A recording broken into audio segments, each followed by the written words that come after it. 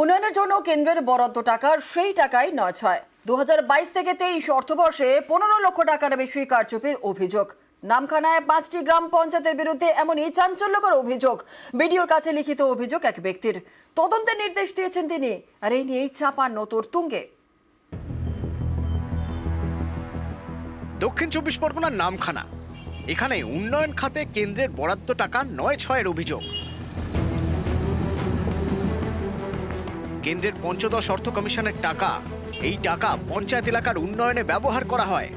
কাজের জন্য টেন্ডার টাকা হয়, ঠিকাদারের অ্যাকাউন্টে সরাসরি টাকা ঢোকে। কিন্তু নামখানার বাসিন্দা স্নেহাশিস গিরির দাবি, এই ব্লকের 5টি পঞ্চায়েত অফিসের ক্ষেত্রে তা হয়নি।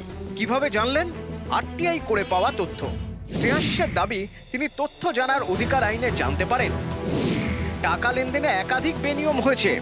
এই পঞ্চায়েতগুলি হলো নামখানা, বুধাখালী, হরিপুর, শিবরামপুর ও নারায়ণপুর। এ নিয়ে নামখানার বিডিওর কাছে অভিযোগ জানান স্নেহাশিস।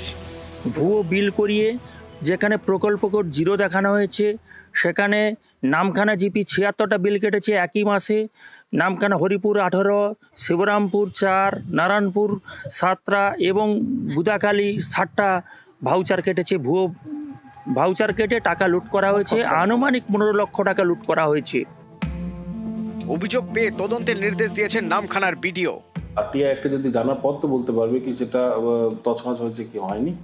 তো আরটিআই এগুলো পঞ্চায়েতের রেসপেক্টিভ রিপোর্ট আছে, পঞ্চায়েতকে জানানো হয়েছে, তারা রিপোর্টটা দেবে, তারপর দেখা যাবে কি সেটা ভুল হয়েছে কি ঠিক হয়েছে। ঠিক আছে, এটা এখন আন্ডার প্রসেসে আছে।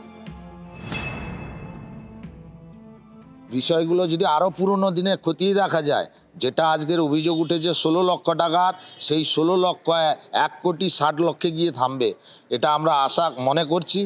এবং অবিলম্বে এই সমস্ত ভুয়ো যে টাকা লুট, তার বিরুদ্ধে ব্যবস্থা নেওয়ার প্রয়োজন।